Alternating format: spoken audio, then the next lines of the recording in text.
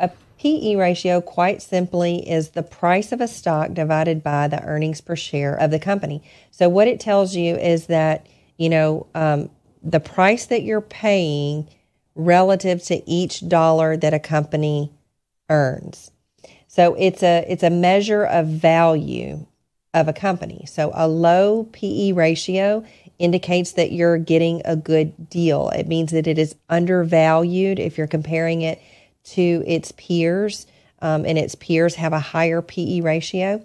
So true value investors are going to look for companies with PE ratios under, say, 15.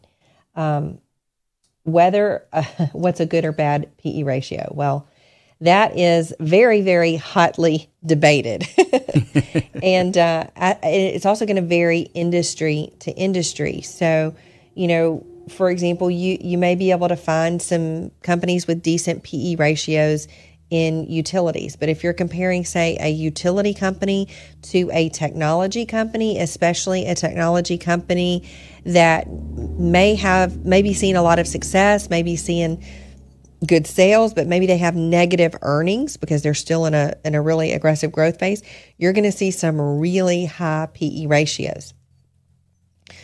So you can't really compare. You have to compare PE ratios to companies that are similar. So within the same sector might be a good thing. PE ratios on technology stocks are going to be much higher than, say, PE ratios on maybe some energy stocks or some utility stocks. So there's not really a definitive answer on what a good or bad PE ratio would be. It depends a lot on the context in which kind of companies that you're looking at and what kind of investor that you are.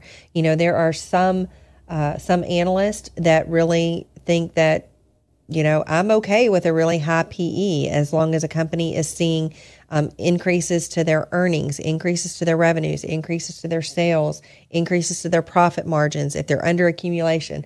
So, a PE ratio is something that we do look at when we're looking at companies, but it is not.